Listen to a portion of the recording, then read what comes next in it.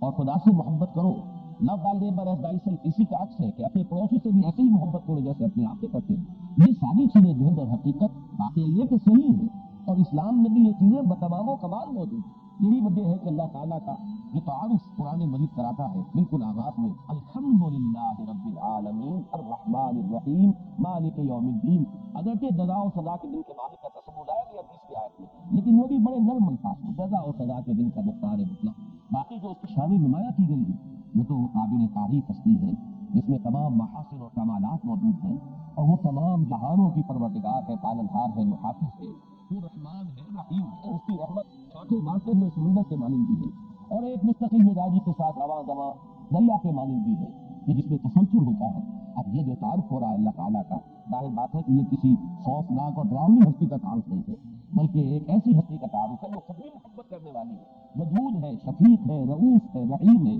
اور پھر یہ کہ وہ اس قابل ہے کہ اس سے محبت کی جائے، بلکہ سب سے زیادہ محبت اسے کسی سے کی جائے. والذین آمنوا اشد حبا للہ. تو یہ جو ہے محبت کو جس طریقے سے حضور نے پھر بیان کیا، لا یؤمن احدکم حتی یحب لاخیہ ما یحب لنفسہ. ان میں سے کوئی شخص مومن ہو ہی نہیں سکتا جب تک کہ وہ اپنے بھائی کے لیے بھی وہی شے پسند نہ کرے جو اپنے لیے پسند کرتا ہے. تو love thy neighbor as thyself. اب اس سے اور آگے کیا بات ہوگی؟ تو در حقیقت یہ اعتراض کرنے کا موقع ملا ہے ہمارے انفرادیوں کی وجہ سے کہ ہم نے لفظ ڈر کو بہت نمایاں کیا. انذار کا لفظ آتا ہے بہت کثرت سے، انذر. اب اس کا ترجمہ بھی اگر کر دیا جائے ڈراؤ، اب یہ بھی بڑا بھولا ترجمہ ہے. میں کم سے کم لفظوں کے لیے استعمال کروں گا، غلط تو نہیں کہوں گا، اس لیے کہ نتائج کے اعتبار سے ڈانڈے مل جاتے ہیں دونوں مفاہیم کے، لیکن یہ تو بھولا ترجمہ ضروری وہاں ہونا چاہیے خبردار کرو. انذار کا مفہوم ہے وارن کرنا. اب اگر کوئی شخص اندھا چلا جا رہا ہے، اسے نظر نہیں آ رہا، آگے سڑک کھلی ہوئی ہے، آپ پکار کر اسے خبردار کرتے دیکھنا بھائی آگے سڑک کھلی ہے. یہ ڈرانا نہیں ہے در حقیقت. انذار جو ہے اس کے معنی خبردار کرنا، وارن کرنا. اسی طریقے پر تقویٰ کا مفہوم ہے بچنا. اتقوا اللہ، بچو اللہ کی ناراضگی سے، بچو اللہ کی معصیت سے. یہ تمام مفہوم کے اندر وہ چیز جیسا کہ میں نے عرض کیا کہ ڈر محاسبہ اخروی کا جو خوف ہے وہ بھی مطلوب شے ہے، لیکن یہ کہ ان تمام چیزوں کو جب لفظ ڈر کے عنوان کے تحت ہم لے آئے تو یقیناً اس سے پھر اس کا جو ایک ریزلٹنٹ جو ایک اثر مترتب ہوا ہے نتیجے کے طور پر، وہ یقیناً وہ ایسا ہے کہ جس پر پھر اعتراض کی گنجائش پیدا ہوتی ہے. یا ایھا الذین آمنوا اتقوا اللہ ولتنظر نفس ما قدمت لغد. اب اس تقویٰ کے ساتھ جیسا کہ آپ کو معلوم ہے ایمانیات جو ہے، ایمان باللہ اس کا لازمی تقاضا کیا ہے؟ اللہ کا تقویٰ. اور ایمان بالآخرہ اس کا لازمی تقاضا کیا ہے؟ انسان کی نگاہ آخرت پر جمی رہے کہ میری منزل وہ ہے، اصل ٹھکانہ وہ ہے، اصل گھر وہ ہے. وَإِنَّ دَارَ الْآخِرَةَ لَهِيَ الْحَيَوَانُ أَوْ قَالُوا الْعَدْلُ. ہر وقت یہ انسان کے سر پر سوال رہے کہ کل کے لیے میں نے کیا فراہم کیا. اب یہاں بڑے لطیف انداز میں آیا ہے جیسا کہ میں نے خدا میں عرض کیا تھا کہ پوری اخروی زندگی کو ایک بہت بڑے کل سے تعریف کیا، گویا کہ ہماری یہ پوری دنیاوی زندگی کا وہ 80 برس کی ہو، 100 برس کی ہو، یہ ایک آج کے مترادف. اور یہی لطیف انداز میں مفہوم ہے اس دعائے معصورہ میں کہ جو حضور صلی اللہ علیہ وسلم صبح بیداری کے وقت آپ جو آپ کا ذکر تھا یا آپ یہ دعائے مسنونہ تھی اس کے الفاظ میں الحمدللہ الذی احیانی بعد ما اماتنی والیہ النشور. کہ جیسے روزانہ ہم رات کو سوتے ہیں اور صبح کو اٹھتے ہیں، ایسے ہی ایک بڑی شام آئے گی، وہ شام زندگی ہوگی، اور پھر اس کے بعد ایک صبح آئے گی اور وہ صبح ہوگی حشر کی، قیامت کی صبح، جس پر یہ سب ہم اٹھ کھڑے ہوں گے. یہ روزانہ کا ہمارا سونا اور جاگنا در حقیقت ریہرسل ہے اس موت اور بعد موت کا، کہ اس کے لیے ایک روز ہمارے سامنے نمونہ آ رہا ہے. تو جیسے آج میری زندگی کا ایک دن تھا، ایسے ہی میری کل زندگی ایک دن ہے. اور جیسے کل صبح طلوع ہونے والی ہے ہر شخص کو معلوم ہے، اور ہر شخص کو یہ فکر دامنگیر رہتی ہے کہ کل کے لیے میرے پاس سامان ہے یا نہیں، کھانے پینے کا سامان. اس سے آگے یہ کہ کل سے آگے اگلا ہفتہ بھی ہے، اگلا مہینہ بھی ہے، اگلا سال بھی ہے. انسان جو ہے دور اندیش وہی کہلاتا ہے، اور اس کے برعکس ہم کہتے ہیں عاقبت نا اندیش انسان، یہ جو صرف آج کی فکر کر رہا ہے اور کل کی اسے کوئی فکر نہیں ہے. تو اسی کو ذرا جیسا کہ میں نے عرض کیا تھا کہ اس کو ذرا ضرب دے لیجیے کہ جو ایک سعادت مند بیٹے کا رویہ ہوتا ہے اپنے والدین کے بارے میں، اسی طریقے سے ضرب دیجیے اس کو ایک بہت بڑی مقدار سے ویلیو سے. تو یہ ہے آخرت کی فکر کے جو دامنگیر ہو جانی چاہیے اس شخص کو جس کو فی الواقع آخرت پر ایمان. وَلْتَنظُرْ، اب یہاں پہ لفظ نظر جو لایا گیا ہے دیکھنے کے لیے، نگاہ رکھنا، ہر وقت نگاہ جمائے رکھے انسان، ہمیشہ یہ دیکھتا رہے، نگاہ اسی بات پر ٹکی رہے کہ میں کل کے لیے کیا دیکھا، وہ کل جو آخرت کی کل ہے، وہ بڑی کل جو ہماری زندگی میں آنے والی ہے. اسی طریقے سے آپ دیکھیں گے کہ قرآن مجید میں دنیا کے ساتھ لفظ عاجلہ لایا جاتا ہے، عاجلہ جلدی مانی. یہ پسند انسان جو ہے وہ عام محاورے میں بھی کوئی اچھا یعنی آدمی بردبار انسان نہیں سمجھا جاتا، ہر وقت جلدی سوال رہتی ہے. بردبار انسان وہ ہے جو صحیح پٹی سے بیٹھا ہو، ہر معاملے کو سوچ سمجھ کر آگے بڑھاتا ہے، اس کے اندر ایک تدبر ہے، ایک حلم ہے. تو دنیا اور حب عاجلہ اور آخرہ اور عاقبہ، یہ لفظ آتے ہیں، العاقبۃ للمتقین،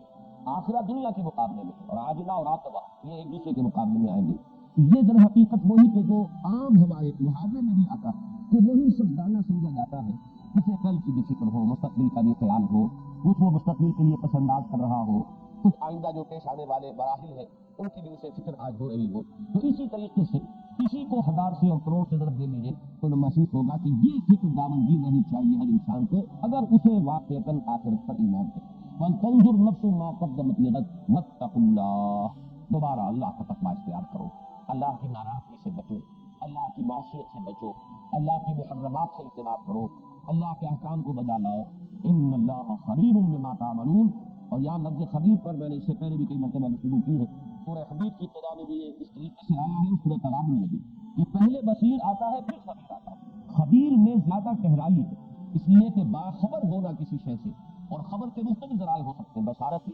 سماعت، انسان سن کر بھی کسی چیز کو، کوئی معلومات کو حاصل کرتا ہے، دیکھ کر بھی حاصل کرتا ہے۔ مزید برآں یہ جان لیجیے کہ در حقیقت ہماری جو باطنی شخصیت ہے اگر آپ اس کو پیش نظر رکھیں، یہ تمام ہمارے جو ذرائع اور آلے ہیں یہ تو وہ سینس ڈیٹا ہے کہ جو فراہم کرتے ہیں ہمارے برین کو، اصل میں جو ڈسائفر کی جاتی ہے یہ ساری معلومات، اور ان سب کو جو یہ بڑا کمپیوٹر جو لگا ہوا ہے بہت چھوٹا سا ہے بہت بڑا، یہ بقامت بہتر اور بقیمت بہتر والی بات اس کے اوپر ثابت آئے گی کہ یہ بہت بڑا کمپیوٹر ہے جو ہمارے دماغ میں لگا ہوا ہے، یہ جو ہے اس کو اب انٹرپریٹ کرتا ہے، ڈسائفر کرتا ہے، اور پھر جو نتیجہ نکالتا ہے وہ خبر ہے کہ جو ہماری اصل اندرونی شخصیت کو ان تمام چیزوں سے نتیجتاً جو بات ملی، جو خبر حاصل ہوئی وہ خبر ہے۔ تو خبر میں بصر یا سمع کی نسبت بہت گہرائی ہے۔ ان اللہ خبیر بما تعملون، مان لو کہ اللہ تعالیٰ خوب باخبر ہے ان چیزوں سے جو تم کر رہے ہیں، اس لیے کہ بشارت میں اگر ہم سے بصیر استعمال کریں گے تو وہ صرف کسی عمل کا ظاہر آئے گا۔ ایک شخص نماز پڑھ رہا ہے، اس کا ظاہر ہے، میں نے دیکھا نماز پڑھ رہا ہے، لیکن یہ کہ اس کی نیت کیا ہے، ریاکاری ہے، لوگوں پر اپنے زہد، تقویٰ اور دینداری کا روب بانٹنا ہے، یا واقعتاً اس کے دل میں اللہ کا خوف ہے، تقویٰ ہے، خشوع ہے، خضوع ہے، للہیت ہے، اللہ کی محبت ہے۔ اب یہ چیزیں جو ہے یہ اس بشارت سے متعلق نہیں ہوگی، اس کا تعلق خبر سے، لہذا یہ تمام چیزیں جو ہے جمع ہو کر سب سے گہرائی جس لفظ میں آتی ہے وہ خبر۔ سورہ تغابن میں بھی آپ دیکھیں گے کہ پہلے آئے گا اللہ کے لیے لفظ بصیر، پھر آخر میں جا کر آئے گا خبیر، اور یہی سورہ حدیث کے اندر بھی تراخر جو ہے یہی آپ کو تفصیل یہی ملی، ان اللہ خبیر بما تعملون۔ اس میں ظاہر بات ہے کہ ایک انداز جو ہے تہذیب کا، اگرچہ اصولاً اس میں دونوں انداز موجود ہوتے ہیں، اہل ایمان کے لیے اس میں بشارت ہے، اللہ خوب جانتا ہے جو تم کر رہے ہو، اب اس سے زیادہ کسی بندہ مومن کے لیے ری ایشورنگ چیز اور کوئی نہیں، اس کے اطمینان، دل دہی کی بات کہ تم نے جو نیکی کا کام کیا، کسی انسان نے اسے دیکھا یا نہیں دیکھا، لوگوں کی نگاہوں میں آیا یا نہیں آیا، اللہ باخبر، اللہ کے لیے تمہاری کوئی قربانی، تمہارا کوئی اثار، اللہ کے لیے کی گئی تمہاری کوئی محنت، کوئی لمحہ جو تم نے اس کے لیے صرف کیا ہے وہ اللہ کے لیے سے باہر نہیں ہے، اللہ جانتا ہے۔ اس میں جیسا کہ میں نے عرض کیا بڑی دلجوئی ہے، بڑی تشفی ہے، بڑی حوصلہ افزائی ہے اہل ایمان کے لیے، لیکن اسی میں برعکس جو لوگ ہیں، جو اللہ کے باغی ہیں، جو اللہ کے نافرمان ہیں، ان کے لیے اسی میں دھمکی، اللہ خوب جانتا ہے جو تم کر رہے ہو، تم لوگوں کی نگاہوں سے چھپ سکتے ہو، تم اپنے اوپر لبادے اوڑھ سکتے ہو، تم جھوٹی قسمیں کھا کر جو ہے ان کو اپنے لیے ڈھال بنا سکتے ہو، اتخذوا ایمانہم جنۃ فصدوا عن سبیل اللہ، انہوں نے اپنی قسموں کو ڈھال بنا لیا ہے اپنے لیے باطل سے بچنے کے لیے، لیکن اللہ باخبر ہے تمہاری اصل حقیقت سے۔ تو یہ دونوں چیزیں اس کے اندر مضمر ہوتی ہیں، لیکن یہاں جیسا کہ میں نے عرض کیا کیونکہ اس آیت مبارکہ میں جو سیاق کلام ہے اس کے اعتبار سے ثابت ہو رہا ہے کہ انہوں صفی منافقین کی طرف ہے، لہذا یہ تنبیہ اور تحذیر کا کلمہ، ان اللہ خبیر بما تعملون یا ایھا الذین آمنوا اتقوا اللہ ولتنظر نفس ما قدمت لغد واتقوا اللہ ان اللہ خبیر بما تعملون۔ جیسا کہ میں نے عرض کیا تھا کہ تیسری آیت جو ہے وہ بھی اپنے مفہوم کے اعتبار سے بھی بالکل باتیں ہے، قرآن مجید کا یہ مضمون تو وہ ہے کہ اگرچہ میں اس کو دعوے کے ساتھ نہیں کہہ سکتا، لیکن گمان غالب میرا یہ ہے کہ کوئی صفحہ مصحف کا ایسا نہیں ہو سکتا جس میں یہ مضمون نہ آیا، آخرت کی کامیابی، جنت والوں کی کامیابی، دوزخ والے جو ہے ان کی ناکامی، ان کا خسران، ان کی تباہی اور بربادی، یہ جو قرآن مجید کا جو اہم ترین مضامین ہے، توحید اور معاد سب سے اہم مضامین، اور تیسرا اس میں ہے رسالت و نبوت، یہی اساسات ہیں اس دین کی، لہذا یہ کہ لا یستوی اصحاب النار واصحاب الجنہ اصحاب الجنۃ هم الفائزون، میں نے یہ چاہا کہ پہلے اس آیت کو، کیونکہ اس کا ایک بڑا بالکل واضح اور براہ راست ایک ربط بنتا ہے پہلی آیت سے، ان سے کہا گیا یا ایھا الذین آمنوا اتقوا اللہ ولتنظر نفس ما قدمت لغد، یہ اس رب کی صلاح ہے جو کی جا رہی ہے، وہ جو کل آنے والی ہے، جس کو سورہ تغابن میں کہا گیا ذالک یوم التغابن، اور پھر اس کی شرح کی گئی ومن یؤمن باللہ ویعمل صالحا یکفر عنہ سیئاتہ ویدخلہ جنات تجری من تحتہا الانہار خالدین فیہا ابدا ذالک الفوز العظیم والذین کفروا وکذبوا بآیاتنا اولئک اصحاب النار خالدین فیہا وبئس المصیر۔ اسی طریقے سے اس کی شرح یہ ہو رہی ہے تیسری آیت میں لا یستوی اصحاب النار واصحاب الجنہ اصحاب الجنۃ هم الفائزون، وہ جو کل آنے والی ہے اس کل کے بارے میں جان لو، یہ دو حصوں میں نوع انسانی کو تقسیم ہو جانا ہے اور وہ برابر نہیں ہوں گے، وہ بہت ہی فرق و تفاوت ہوگا ان کے مابین، جو ان کا انجام جس سے کہ انہیں جو تیار ہونا ہے اس کے فرق و تفاوت کا تم اندازہ نہیں کر سکتے، ہرگز برابر نہیں ہوں گے۔ جنت والے لا یستوی اصحاب النار واصحاب الجنہ، آگ والے اور جنت والے، جان لو قطعی طور پر، یقینی طور پر، حتمی طور پر کہ اصحاب الجنت هم الفائزون، فوز و فلاح اور کامیابی اور کامرانی وہ اصحاب الجنہ کا نصیب ہونے والی ہے، وہی ہوں گے کامیاب۔ میں نے اصل میں ان دونوں آیتوں کو پہلے اس لیے ان کا ترجمہ کر دیا کہ اب جو درمیانی آیت ہے اس کے چونکہ دو مفہوم ہیں، ایک اس کا سرسری مفہوم ہے کہ جو ان دونوں آیتوں کو اگر سامنے رکھیں تو وہ بالکل سیاق و سباق کے اعتبار سے جیسے کہ نگینہ کہیں جڑا ہوا ہو کسی انگوٹھی کے درمیان میں،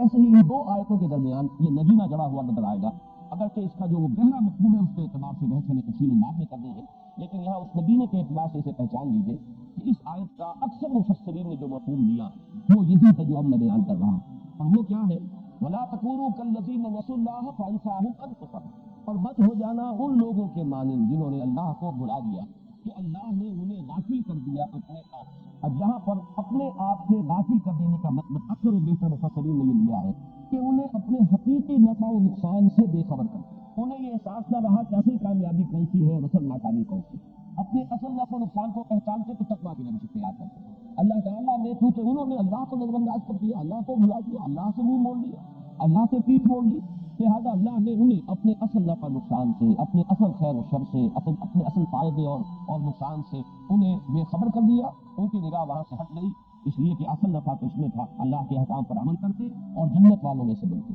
اور اصل نقصان یہ ہے کہ اللہ کی نافرمانی کی ہے، معصیت کی زندگی بسر کی ہے اور انہوں نے اپنے آپ کو اصحاب الجحیم میں سے بنا دیا۔ لہٰذا اس اصل اپنے نفع و نقصان سے بے خبر ہو جانا گویا کہ وہ مراد ہے فَأَنْسَاهُمْ أَنفُسَهُمْ، اللہ نے انہیں اپنے آپ سے باقی کر دیا، یعنی اپنے بھلے برے کی جو پہچان تھی، حقیقی بھلے اور برے کی پہچان وہ ان سے سلب کر۔ اور اس میں امام راضی نے ایک مفہوم اور بھی لیا ہے کہ اس سے مراد ہے میدان حشر میں جو بڑے شدائد ہوں گے اور مصائب ہوں گے، تو دن ایسا ہے جس کے بارے میں کہا گیا سورہ مزمل میں یوم یجعل الولدان شیبا، وہ دن کے جو بچوں کو بوڑھا کر دے، اس کا جو ہولناک انداز ہے، اس کے جو شرائط ہوں گے اس کے اعتبار سے، جیسے کہ سورہ حج کی پہلی آیت میں فرمایا یا ایھا الناس اتقوا ربکم ان زلزلۃ الساعۃ شیء عظیم یوم ترونها تذهل كل مرضعۃ عما ارضعت وتضع كل ذات حمل حملها وترى الناس سکارى وما هم بسکارى ولكن عذاب الله شدید۔ اے لوگوں، اے انسانوں، اللہ کا تقوی اختیار کرو، وہ جو قیامت کی گھڑی آنے والی ہے، ساعہ جب کہ زلزلہ آئے گا، وہ زلزلہ جو قیامت کا ہے وہ بہت شدید ہے، شیء عظیم، جس میں تم اسے دیکھو گے تو تمہیں اپنی ہوش نہ رہے گی،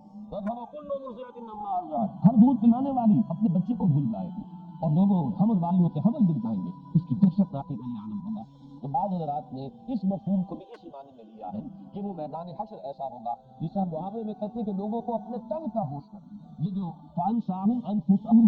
لوگ اپنے تن سے غافل ہو جائیں گے، انہیں اپنے تن کا ہوش نہ رہے گا، یہ مراد ہے وَلَا تَكُونُوا كَالَّذِينَ نَسُوا اللَّهَ فَأَنْسَاهُمْ أَنفُسَهُمْ سے۔ اب ظاہر بات ہے کہ اولئک هم الفاسقون، اس آخری ٹکڑے تلفظ کے ساتھ ہو جاتا ہے کہ جن لوگوں کو اپنے حقیقی نفع و نقصان کا اور اپنے اصل فائدے اور نقصان کا احساس نہ رہے، ظاہر بات ہے کہ کھل کھیلیں گے، پھر یہاں پر رنگ رلیاں کریں گے، عیاشیاں کریں گے، جس کو فضول جو ہے اس کا منتقل نتیجہ۔ یہ مفہوم تو میں نے عرض کر دیا، یہ وہ مفہوم ہے کہ جو اکثر مفسرین نے لیا ہے، لیکن جیسا کہ میں نے عرض کیا اس آیہ مبارکہ کا ایک اور مفہوم ہے جو گہرائی میں ذرا اتر کر سامنے آتا ہے، اور اس دور میں جس حکمت دین کی ضرورت ہے، جس کو علامہ اقبال نے reconstruction of religious thought in Islam, اسلام میں فکر الہیات کی اور اسلامی فکر کی تشکیل جدید جو اس دور میں انسان کی ضرورت ہے، اس کے اعتبار سے اس آیہ مبارکہ کا بڑا اہم مقام ہے، اور اس کے لیے ذرا ہمیں اس پر گہرائی میں اتر کر غور کرنا، اس لیے کہ یہاں اب الفاظ پر اس سے آپ کو سباب سے بھی ذرا نگاہ ہٹا لیجیے، اور جو مقام میں نے بیان کیا ہے ذرا اس کو بھی تھوڑی دیر کے لیے ذہن سے نکال دیجیے۔ وَلَا تَكُونُوا كَالَّذِينَ، اب الفاظ پر توجہ کیجیے، پوری اسی آیہ مبارکہ کے الفاظ پر، وَلَا تَكُونُوا كَالَّذِينَ نَسُوا اللَّهَ فَأَنْسَاهُمْ أَنفُسَهُمْ، نہ ہو جانا ان لوگوں کے مانند انہوں نے بھلا دیا اللہ کو، تو اللہ نے بھلا دیا انہیں اپنا آپ۔ اب یہاں پر لفظ انفسہم جو ہے یہ اصل میں کانٹے کا لفظ ہے، اہم ترین لفظ ہے، یہ بنیادی لفظ ہے کہ اس پر توجہ کریں گے تو پھر اس کی گہرائیوں میں انسان جو ہے وہ بھاگ سکے۔ نفس کسے کہتے ہیں؟ میں آج جائزہ لے رہا تھا، 301 مرتبہ یہ لفظ قرآن مجید میں آیا اور اتنے مختلف اس کے مفاہیم ہیں، اتنے مختلف معنی میں استعمال ہوا ہے، جن میں سے 4 تو میں یہی آپ کو اس وقت دلواؤں گا، اور سب سے اہم جو اس کا استعمال ہوا ہے جس کے لیے ایک بڑی تعبیر کی ضرورت ہے تو خود اللہ کے لیے سب کا اطلاق ہوا ہے۔ چنانچہ 2 جگہ فرمایا گیا ہے سورہ آل عمران میں وَيُحَذِّرُكُمُ اللَّهُ نَفْسَهُ، ایک جگہ وَإِلَيْهِ الْمَصِيرُ، یہ آیت نمبر 28، وَيُحَذِّرُكُمُ اللَّهُ نَفْسَهُ وَإِلَيْهِ الْمَصِيرُ، اللہ تعالیٰ تمہیں ڈراتا ہے، خبردار کرتا ہے اپنے آپ سے۔ اللہ کا کے لیے لفظ نفس آ رہا، اللہ اپنے سے ڈرا رہا ہے، اپنی پکڑ سے، اپنی سزا سے، اپنی عقوبت سے، اور اسی کی طرف لوٹنا ہے۔ آیت نمبر 28 سورہ آل عمران، اسی سورہ مبارکہ کی ایک ہی آیت کے بعد آیت نمبر 30 ہے وَيُحَذِّرُكُمُ اللَّهُ نَفْسَهُ وَاللَّهُ رَءُوفٌ بِالْعِبَادِ، اللہ تعالیٰ تمہیں ڈرا رہا ہے اپنے سے۔ یہاں نفسہ کا لفظ جو آ رہا ہے اللہ کی ذات کے لیے ہے۔ اسی طریقے سے 2 مرتبہ یہ لفظ آیا ہے ذات باری تعالیٰ پر اطلاق کے ساتھ سورہ انعام میں، آیت نمبر 12 میں فرمایا كَتَبَ عَلَىٰ نَفْسِهِ الرَّحْمَةَ، اللہ نے اپنے اوپر رحمت کو لازم کیا۔ اب یہاں نفس کا لفظ اللہ کی ذات کے لیے آ رہا ہے، اور دوسری جگہ آیت کی یہ سورہ انعام کی آیت نمبر 54 ہے كَتَبَ رَبُّكُمْ عَلَىٰ نَفْسِهِ الرَّحْمَةَ، تمہارے رب نے اپنے اوپر رحمت کو لازم کیا۔ ظاہر بات ہے کہ اس لفظ سے یہاں پر اب اللہ تعالیٰ کی ذات کو نہ تو اس کا کوئی تجزیہ ہو سکتا ہے، نہ اس کے اجزاء ہیں، نہ اس کے لیے نفس کا اس معنی میں ہم کوئی تصور کر سکتے ہیں جیسے ہم اپنے نفس کے لیے نفس کا اطلاق کرتے ہیں۔ پھر یہ کہ نفس جو ہے جان کے معنی میں اگر آئے تو اس کے لیے بھی اللہ تعالیٰ کے لیے لفظ اس معنی میں مستعمل نہیں، تو معلوم یہ ہوا کہ ایک مفہوم اس لفظ کا ہے ذات، کوئی ہستی، بس اجمالاً اس کی ذات کے لیے اس لفظ کا اطلاق ہوا۔ دوسرا لفظ، اس لفظ کا دوسرا مفہوم جو بہت کثرت سے آیا قرآن مجید میں وہ ہے جان، اس لیے کہ فرمایا گیا کہ جب فرشتے جان نکالیں گے تو اس کے لیے الفاظ آئے اخرجوا انفسکم، نکالو اپنی جان۔ اب ظاہر بات ہے کہ جسم میں سے جان کھینچی جاتی ہے، فرشتہ جو ہے کھینچتا، نزع کے معنی کھینچنا، تو یہ جو حالت نزع جاری ہوتی ہے تو جو فرشتہ کہتا ہے اخرجوا انفسکم، نکالو اپنی جانیں، تو یہاں اس سے مراد کیا ہے؟ جان۔ اب یہاں جسم رہ گیا، یہیں پر جسد بے جان رہ گیا ہے، فرشتہ جس چیز کو لے کر گیا ہے وہ اس کی جان۔ تیسرا اطلاق اس کا اور بھی لطیف ہے، اب اس کو نہیں کہہ سکتے کہ اس کو شعور کے لفظ سے تعبیر کریں، اس لیے کہ سورہ زمر میں فرمایا گیا کہ اللہ یتوفی الانفس حین موتها والتي لم تمت فی منامها، اللہ تعالیٰ قبض کر لیتا ہے نفس کو موت کے وقت، اور جب موت کا وقت نہیں آیا ہوتا تو نیند کے وقت۔ اب نیند کے وقت ظاہر بات ہے کہ جان جسم سے نہیں نکلتی، جان تو موجود ہے، آدمی سو رہا ہے، کوئی حیوان سو رہا ہے تو بے جان نہیں ہے، مردہ نہیں ہے، جان اس میں ہے۔ یہاں اس لفظ جو آیا ہے دوسری مرتبہ والتي لم تمت فی منامها، تو یہ جو حالت نیند میں جو چیز سلب کی گئی ہے، جو چیز کھینچ لی گئی ہے، جس چیز کو اللہ نے اپنے قبضے میں لے لیا وہ انسان کا شعور، تو شعور کے لیے اس لفظ کا اطلاق ہے۔ اور چوتھا اس کا جو سب سے زیادہ کثیر استعمال لفظ ہے وہ انسان کا وجود کلی، اس میں اس کی روح بھی آ گئی، اس کی جان بھی آ گئی، اس کا وجود بھی آ گیا، اس کا نفس امارہ بھی آ گیا، اس کے اندر اس کا ضمیر بھی آ گیا، اس کے قلب میں جو کچھ ودیت شدہ فیکلٹیز ہیں، نتائج وہ بھی آ گئے، تو بحث کی مجموعی پورے انسان پر، اس کی حقیقت پر اس لفظ کا اطلاق ہوگا۔ یہ میں نے 4 استعمالات آپ کے سامنے رکھے جن میں اہم ترین ہے خود اللہ کی ذات پر اس لفظ کا استعمال۔ ان چاروں کو ذہن میں جب رکھیے گا تو نفس کا مفہوم آئے گا۔ ایک اور لفظ اس کے بارے میں نوٹ کر لیں کہ نفس کے ساتھ ایک لفظ نفس آتا ہے، ٹھیک ہے، زبر کے ساتھ، اور یہ عجیب بات ہے جیسے روح اور ریح، حروف اصلی ایک ہی، روح ہوا اور روح،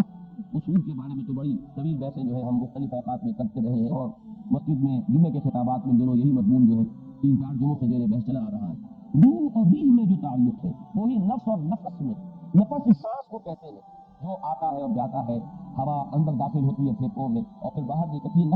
نفس کی جمع انفاس آتا ہے، جو صوفیہ کے ہاں پاس ہے انفاس کا لفظ استعمال ہوتا ہے کہ ہر سانس کے ساتھ اللہ کا ذکر جو ہے انسان کی عادت ڈالے کہ کوئی سانس بھی تکلیف میں نہ نکلے، جیسے کہ وہ شیخ سعدی نے بڑا خوبصورت انداز اختیار کیا ہے کہ ہر سانس جب انسان کے اندر جاتا ہے موجب میں تقویت ہوتا ہے، جب باہر نکلتا ہے تو صفائی کا ذریعہ بنتا ہے۔ پس بر ہر نفس 2 شکر واجب ہے، کا ثابت ہوا کہ ہر سانس پر 2 مرتبہ شکر کرنا واجب ہے کہ ایک مرتبہ سانس اندر گیا، آکسیجن اندر گئی اور وہ آپ کے لیے انرجی کا ذریعہ بنی، آپ کی قوت کا ذریعہ بنی، اور دوسری مرتبہ وہ کاربن ڈائی آکسائڈ اور کچھ چیزیں لے کر باہر آ گئی تو وہ تنقیہ اور جسم کی صفائی کا ذریعہ بنی۔ بس بر ہر نفس 2 شکر واجب ہے، تو نفس اور نفس اور روح اور روح، روح اصلی ایک ہی ہے، جو تعلق ان میں ہے وہی ان کے مابین بھی موجود ہے۔ اب یہ نفس جو ہے اس تمام استعمالات کے سامنے رکھیے تو اس سے مراد جو نکلے گی وہ یہ ہے انسان کی اصل حقیقت۔ اللہ تعالیٰ اسے اپنی اصل حقیقت سے، اپنی اصل ذات سے غافل کر دیتا ہے، اس کے سامنے اپنا جسم تو ہے، اس کے تقاضے تو ہیں، اسے احساس ہے کہ پیٹ کھانے کو مانگ رہا ہے، بھوک لگی ہوئی ہے، ہنگر پینس ہو رہے ہیں،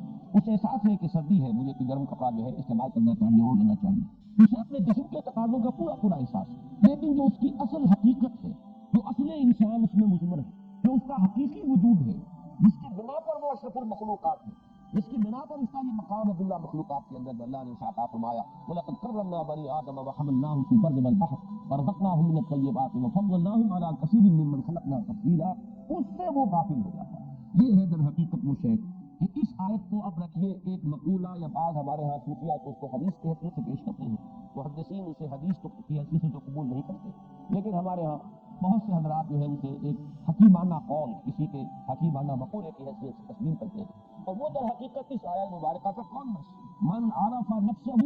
فقد عرف ربہ، بالکل یہ کہ جس نے اللہ کو بلایا وہ اپنے آپ سے واقف ہو گیا، اپنی حقیقت سے بے خبر ہو گیا، جس نے اپنی حقیقت کو پہچان لیا اس نے اللہ کو پہچان لیا۔ مجھے دو اشعار یاد آ رہے ہیں، پتہ نہیں پورے ذہن میں ہوں گے یا نہیں، مفہوم ہے ذہن میں۔ کراجوئی چادر پیچ اتاری کہ او پیدا تو زیر نقابی، تلاش او کنی دل خود نبی میں، تلاش خود کنی دل نہ یابی،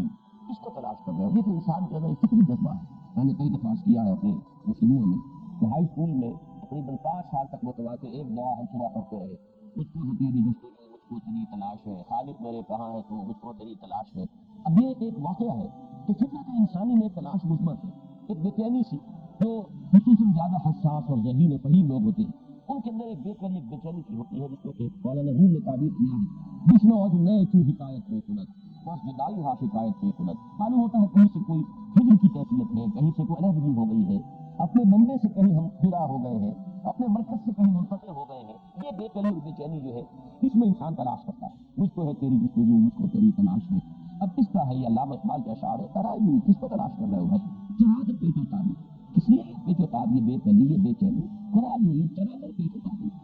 کیوں پیداش تو زیر نقابی، وہ اللہ جس کو تو تلاش کر رہے وہ تو حمیدہ ہے، عیا ہے، اظہر من الشمس ہے، معمور ہو رہا ہے عالم میں نور تیرا، از ماہ تاب ماہی سب ہے ظہور تیرا، تو زیر نقاب آ گیا۔ اب یہ جمعے کی تقاریب میں یہ بیان کر چکا ہوں دنوں میں، کشف المحجوب، محجوب تو ہم ہیں، غلاف تو ہمارے دلوں پر چڑھ رہے ہیں، زنگ تو ہمارے آئینہ تل پر آ جاتا ہے، رخ تو ہم نے موڑا ہوا ہے اللہ کی طرف سے، ہم اس کی طرف بھی نہیں کر رہے، اپنا اپنا نہیں کر رہے، ہم تو مائل میں کرم ہے، کوئی سائل ہی نہیں، کیا دکھلائے کسے رہ رہے مندر ہی نہیں۔ تو یہ جو ہے ہاں ہے اصل میں جو محجوب ہے، کسی محجوب کے لفظ کو علامہ یہاں لائے ہیں زیر نقاب۔ زیر نقاب کیوں ہو کہ وہ پیداش، وہ تو ذرے ذرے سے پیدا ہے۔ ان فی خلق السماوات والارض واختلاف الليل والنهار والفلك التي تجري في البحر بما ينفع الناس وما انزل الله من السماء من ماء فاحيا به الارض بعد موتها وبث فيها من كل دابة وتصريف الرياح والسحاب المسخر بين السماء والارض لآيات لقوم يعقلون۔ ایک سورت ہے اس کی نشانی موجود ہے، چادر پیچھے تعبیر کہ وہ پیداش تو زیر نقابی، تلاش وہ کنی خود خود نبی میں، جب تم اسے تلاش کرو گے تو اپنا آپ، اپنے اندر کی جو حقیقت ہے وہ تم تلاش کرو گے، تلاش خود کو نہیں بظہور نہ یابی، اپنی حقیقت کو تلاش کرو گے تو اللہ ہوگا۔ اب یہ بالکل وہی مفہوم ہے کہ من عرف نفسہ فقد عرف ربہ، اور یہ آیہ مبارکہ بلا تکونوا کالذین نسوا اللہ فانساہم انفسہم اولئک ھم الفاسقون، میں نے پہلے بھی کیا ہے اور اس وقت پھر نوٹ کر لیجیے توجہ کے ساتھ۔ علامہ اقبال جنہیں میں اس دور میں فکر اسلامی کے اعتبار سے مجدد سمجھتا ہوں، اب اس لفظ کو بے غور سے سنیے گا، ایک ہے جامع شخصیت جس میں علم بھی ہو، عمل بھی ہو، پھر علم کے ساتھ فہم بھی ہو، تقویٰ بھی ہو، تدین بھی ہو، مجاہدانہ کردار بھی ہو۔ ہمارے پہلے مجددین اس شان کے ہوتے تھے کہ ان میں یہ تمام چیزیں دیکھو نظر آتی۔ ابن تیمیہ ہے، علم کی آسمان پر ہے، تقویٰ تدین کی معراج پر ہے، مجاہدہ بھی ہے، شمشیر بکف بھی ہے، شاہ سید احمد بریلوی اور شاہ اسماعیل شہید ہے، یہ مجددین کے شامل۔ لیکن یہ کہ بہرحال ہر دور میں وہ جسمی قسم کی شخصیتیں بھی پیدا ہیں، تو میں آج کے دور میں اس کو اچھی طرح آپ کو بتا دینا چاہتا ہوں۔ یہ دور جو قحط الرجال کا دور ہے، ہمیں اس میں اپنے نقطۂ نظر کو بہت ہی پریگمیٹک اور پریکٹیکل بنا لینا چاہیے۔ آج کے دور میں کسی ایک پہلو سے بھی کسی کی کنٹریبیوشن نظر آ رہی ہو تو اس کا پورا اعتراف ہونا، اس کے دوسرے پہلوؤں کی جو کمیاں ہیں ان سے نگاہوں کو بند کیجیے، بلکہ بسط کیجیے، اور اس کی جو عظمت کسی خاص پہلو سے نظر آ رہی ہے اس کا اعتراف ہے۔ میں اللہ کا شکر ادا کرتا ہوں کہ میرا بتایا اس نے خود اسی رنگ کا بنایا۔ یہی وجہ ہے کہ مولانا مدنی رحمۃ اللہ علیہ کی جو بھی سیاسی پالیسی تھی اس سے مجھے شدید اختلاف، اس کے باوجود ان کی عظمت، ان کی محبت، ان کی عقیدت، ان کے مجاہدانہ کردار کا بڑا گہرا نشر میرے کو علامہ اقبال کو میں ولی نہیں سمجھتا، وہ متقی اور متدین آدمی نہیں تھے، علم دین میں بھی ان کا وہ مقام نہیں تھا، فکر دین میں، علم اور فکر کے درمیان فرق ہے۔ اس دور کا جو فکر ہے، جو اس دور میں ضروری ہے، وہ در حقیقت اس کے اعتبار سے میں انہیں مجدد کا مقام جو ہے تو میں سمجھتا ہوں، اور واقعہ یہ ہے کہ میں اپنے پورے گہرے شعور کے ساتھ کہہ رہا ہوں، اس میں کسی مبالغے کا دخل نہیں۔ ان کا جو فکر ہے آپ کو معلوم ہے فکر کس اعتبار سے، ایسے ان کی ایک سیاسی پالیسی بھی تھی، ان کا ایک ملی نقطہ نظر بھی تھا، ان کے اور مختلف پہلو ہے، لیکن اصل میں فکر اسلامی میں ان کا جو مقام ہے، ایک تجدیدی جو ان کا درجہ اور مقام حاصل ہے، اس کا عنوان ہے ان کا فلسفہ خود۔ یہ ہے گویا کہ لب لباب اور حاصل کلام، ان کو اگر فکر میں کوئی مقام حاصل ہے تو اس فلسفے کے حوالے سے اس اعتبار سے جان لیجیے یہ واقعہ اللہ کا شکر ہے کہ سید نذیر نیازی مرحوم نے اس کو لکھ دیا اور یہ واقعہ لوگوں کے علم میں آ گیا۔ اکثر و بیشتر اقبالی حضرات بھی ایسے نواقص ہیں، اس لیے کہ غالباً میرا اس پر پورا حافظ پر میں اعتماد نہیں کر رہا، یہ واقعہ بیان کیا تھا سید نذیر نیازی صاحب نے ہمارے ہی قرآن کانفرنس میں، جو انہوں نے قرآن مجید کے حقوق پر ایک تقریر کی تھی علامہ اقبال کے رخ نگاہ سے، کہ جو میرا کتابچہ ہے مسلمانوں پر قرآن مجید کے حقوق، تو انہوں نے بات یہاں سے شروع کی تھی کہ یہی 5 باتیں ہیں جن پر علامہ اقبال نے زور دیا، اور پھر ان 5 حقوق کے لیے علامہ کی کچھ باتیں جو ہے انہوں نے سلسلے وار بیان کی۔ وہی یہ واقعہ انہوں نے لکھا ہے کہ میں نے ایک مرتبہ ان سے سوال کیا کہ بڑی چیزیں گوئی ہو رہی ہے کہ آپ کا یہ فلسفہ خودی جو ہے اس کی اساس کیا ہے، بنیاد کیا ہے، منبع کیا ہے، سرچشمہ کیا ہے، ماخذ کیا ہے، اس کا کہاں سے آپ نے اس کے لیے اصول اور مبادی اخذ لیے، تو آپ خود ہی کیوں نہیں بتا دیتے؟ تو علامہ نے فرمایا کہ اچھا کل فلاں مسجد آ جانا تو میں تمہیں ڈکٹیٹ کرا دوں۔ اب سید نذیر نیازی کہتے ہیں کہ میں بہت خوش ہوا، اتنا رہا تھا میں اپنے آپ میں کہ یہ شرف مجھے حاصل ہو رہا ہے، یہ شاعر مشرق حکیم الامت کا جو فلسفہ ہے اس کے ماخذ جو ہے وہ سب سے پہلے میرے علم میں آئیں گے۔ تو میں بڑے اس کیفیت کے ساتھ حاضر ہوا، میں جب بیٹھا پینسل اور کاغذ لے کر کاپی لے کر، تو علامہ نے فرمایا کہ ذرا وہ قرآن مجید نکالنا۔ تو ایک تو کہتے ہیں کہ وہ اوس پڑھ گئی مجھ پر وہی، تو میں تو کسی بڑے بڑے فلسفیوں کے نام سننے آیا تھا، ان کی کتابوں کے حوالے میں وہ نوٹ کرنے کے لیے بیٹھا ہوں، یہ قرآن مجید، اور کہا سورہ حشر نکالو، یہ ہے وَلَا تَكُونُوا كَالَّذِينَ نَسُوا اللَّهَ فَأَنسَاهُمْ أَنفُسَهُمْ أُولَٰئِكَ هُمُ الْفَاسِقُونَ۔ علامہ نے فرمایا یہ ہے میرے فلسفہ خودی کا اصل مبدا، اس کا منبع، سرچشمہ، اس کا باخر یہ آیت قرآن۔ اب اس کی جو اہمیت ہے اس آیت مبارکہ کے حوالے سے وہ مجھے واقعی عرض کرنی ہے، اور مجھے یہ کافی گمان ہے کہ یہ ایک تقریر میں آج یہ بات پوری نہیں ہو سکے گی، اور میں اس موقع پر چاہتا ہوں کہ اس موضوع پر جو کچھ میرے ذہن میں ہے میں آپ حضرات کے سامنے رکھوں، چاہے اس میں 1 سے زائد نشستیں جو ہیں وہ صرف ہو جائے۔ میں آج سب سے پہلے فکر کی تجدید کے 3 ادوار کا ذکر کرنا چاہتا ہوں۔ عنوان میرا ہے، مجھے پہلے اچھی طرح سمجھ لیجیے، فکر کی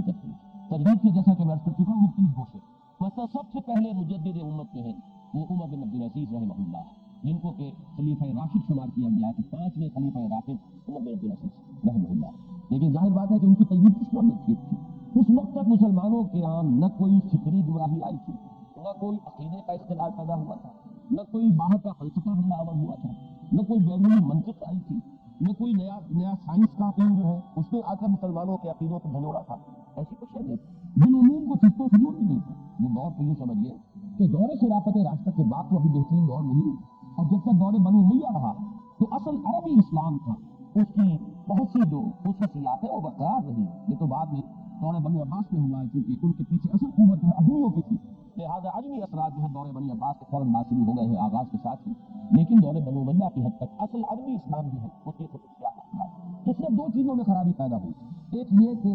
سربراہی جو ہے مسلمان حکومت کی سربراہی، بجائے اس کے کہ مسلمان اپنے مشورے سے اپنے میں سب سے اتقی اور سب سے اہل آدمی کو، سب سے متقی آدمی کو منتخب کریں، انہوں نے اس کو ایک قبائلی شے بنا کر، خاندانی چیز بنا کر یہ تو انحراف یہ ہوا تھا، اس بڑی اونچائی سے اونچا مقام جو تھا اسلامی ریاست کا ایک قدم نیچے آ گیا تھا معاملہ۔ اور دوسرے یہ کہ مسلمانوں کا بیت المال، اس کے بارے میں اب یہ تصور ختم ہو گیا تھا کہ اس کا ایک ایک پیسہ جو ہے وہ امانت ہے، خلیفہ کی کوئی ذاتی تعبیر نہیں ہے، اس کا کوئی ذاتی خزانہ نہیں ہے کہ کوئی جس طرح چاہے وہ استعمال کرے۔ یہ 2 چیزیں تھیں کہ جو اس وقت تک دارالاسلام میں جو خرابیاں پیدا ہوئی، ان دونوں کی انہوں نے کامل اصلاح، چنانچہ اگرچہ انہیں خلافت ملی تھی وصیت کے ذریعے سے، لیکن انہوں نے فوراً بری کر دیا کہ میں اپنی اس خلافت سے مسلمانوں تمہیں بری کرتا ہوں، اب اگر تمہاری مرضی ہو تو میں یہ بوجھ اٹھانے کو تیار ہوں، ورنہ محض اس وصیت سابق خلیفہ کی وصیت کی بنیاد پر میں یہ ذمہ داری اٹھانے کو تیار ہوں۔ اور جب ہم کی طرف یہ گویا کہ ایک ریفرنڈم ہوا، پلبسائٹ ہوا کہ مسلمانوں نے تصدیق کیا کہ ہم آپ ہی کو مانتے ہیں، تب انہوں نے خلافت کی تب وہ مارے گرا اٹھایا، اور جس تقویٰ اور تدین کے ساتھ اور جس احتیاط کے ساتھ وہ عراق کا واقعہ تو آپ نے سنا ہوگا، عراق کے وقت سرکاری کام کر رہے تھے اور بیت المال کے تیل سے وہ دیا جل رہا تھا، وہ رشتہ دار آ گیا، اس نے کچھ ذاتی بات کرنی چاہیے تو فوراً پھوٹ مار کر دیا، بتا دیا کہ یہ وقت جو ہے جو تم میرے ذاتی کام میں لگا رہے ہو، اس میں میں اس چراغ کی روشنی جو ہے استعمال نہیں کر سکتا جس میں جو روغن جل رہا ہے وہ بیت المال، تو اس انتہا تک۔ اور تمام ظاہریں جتنی بھی تھیں، تمام बैठी हाथ में लेकर जितने भी वो वसीके थे और जितनी दस्तावेजात थी सबको खत्म कर। ये थी तंजीर। जाहिर बात है कोई इल्मी फिक्री बात इसमें नहीं थी। अमली एतबार से निज़ाम सियासी में जो एक खराबी पैदा हो गई थी, अल्हम्दुलिल्लाह कि उन्होंने फिर वो खिलाफत रास्ता का नमूना जो है उसको इख्तियार कर दिया। इसी तरीके से इमाम अबू हनीफा रहमहुल्लाह और हमारे दूसरे इमाम मुहद्दिसीन या इमाम फुक़हा जो है उनका बहुत बड़ा कारनामा यह है कि उन्होंने इन उलूम को मुदम्मन किया। लेकिन फिक्र की तजदीद जो है मैं इस वक्त असल में उस तक अपनी बात को महदूद रख रहा हूँ। इसके 3 दौर हैं जिन्हें आइडेंटिफाई करना है। पहला दौर था कि जो आज से तकरीबन 1000 साल कबल आया। ये दौर था जिसमें कि यूनान की मंतिक और यूनान का फलसफा आलम इस्लाम पर हमला आया। अरस्तू की मंतिक को ऐसा कबूल आम हासिल हुआ कि गोया कि असल शय यही है, असल मीज़ान यही है, जो शय इसमें तुलकर सही साबित होगी वो मानी जाएगी, और जो इस मंतिक की मीज़ान में बेवजन है वो बेवजन। नतीजा ये कि बहुत बड़ा एक हंगामा पैदा हो गया जब वो कद्र का मसला उठ खड़ा हुआ और न मालूम कितने मसाइल अल्लाह ताला की ज़ात सिफ़ात की वैसे उठ खड़ी हुई है। जिस सिफ़ात ज़ातिहा हक़ से जुदा या ऐन ज़ात उम्मत मरहूम की है किस अक़ीदे में निजात। खल्क़ कुरान का मसला उठ खड़ा हुआ, कुरान मखलूक है या गैर मखलूक है। ये तमाम मसाइल, और ये वो मसाइल आज हम उनको सुनते हैं, मुस्कुराते हैं दिल के अंदर, लेकिन ये कि उस वक्त इनका इतना असर हो गया था पूरे आलम इस्लाम पर कि लोगों के अक़ीदे जो है वो मुतमईन हो रहे थे। इंसान मजबूर महज है या वो अपने अमाल पर पूरी कुदरत रखता है। अब ये जबर कदर का मसला, ये तमाम मसाइल ऐसे थे कि जिसकी वजह से वो मंतिक और फलसफा जो आया और उसी में फिर तावीलात शुरू हुई। वही की हकीकत क्या है, इब्न सीना, फाराबी, किंदी, इन्होंने नए नए नजरिए और तकलीफ के नए नए नजरिए, ये सारा जो आया है बवाल, ये आलम इस्लाम पर और ईमान के बुनियादी अकायद के लिए एक बहुत बड़ा चैलेंज। इस फितने का मुकाबला करने के लिए अल्लाह ताला ने उसमें 2 अजीम शख्सियतों को खड़ा। एक इमाम गज़ाली रहमहुल्लाह, उन्होंने तहाफ़तुल फ़लासफ़ा किताब लिखकर उस फ़लसफ़े की जड़ें का, और दूसरे इमाम इब्न तैमिया रहमहुल्लाह जिन्होंने अर्रद्द अलल मंतिक़ीय्यीन ये किताब मारफ़तुल आरा, मंतिक से मंतिक की नफी कर दी। ये तुम्हारी मंतिक जो है ये वैलिड नहीं है, ये कोई ऐसी मीज़ान नहीं है कि जो शय इसमें तुलेगी वही हक़ करार पाएगी और जो इसमें बेवजन है वो बेवजन हो जाएगी। इसलिए कि तुम्हारी तो अपनी मंतिक का पाए जो भी है उसके तो लकड़ी के पाँव है, उसका अपना पाँव जो है फौलादी नहीं है, वो जमीन में जमे हुए नहीं है। तो ये 2 काम जो हुए हैं इस दौर में इमाम गज़ाली और इमाम इब्न तैमिया की तरफ से, इसमें उस सैलाब का रुख फेरा है और फिर मुसलमानों को ईमान के बारे में, अकायद के बारे में और तमाम जो मसाइल जो मैंने अभी दिलवाए उनके बारे में इत्मीनान का सांस लेना नसीब हुआ और तमक्कुन हासिल हुआ, फिर ईमान होता। दूसरा दौर आया तसव्वुफ के रास्ते से, और तसव्वुफ के साथ भी घुला मिला था फलसफा